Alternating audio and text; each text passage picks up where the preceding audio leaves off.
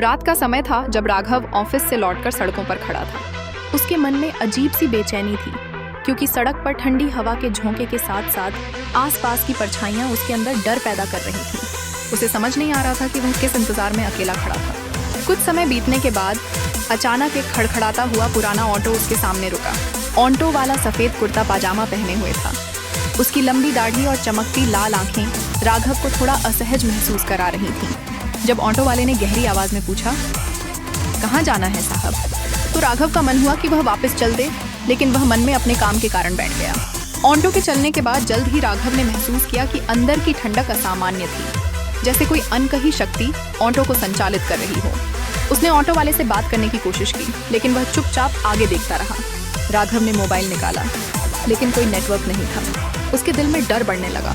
विभाजित रास्तों पर चलते हुए उसने देखा कि रास्ते का स्वरूप अचानक बदल गया है। अब वह कोई पहचानने वाला रास्ता नहीं था, बल्कि चारों तरफ घना धुआं था। जब उसने ऑटो वाले से पूछा, भाई साहब ये कौन सा रास्ता है, उसकी आत्मा में एक सिहरन दौड़ गई। ऑटो वाला चुप था।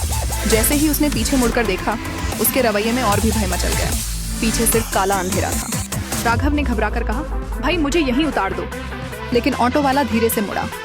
उसकी लाल आंखों की चमक और चेहरे की सफेदी देख उसे समझ आ गया कि वह केवल एक साधारण ऑटो वाला नहीं है।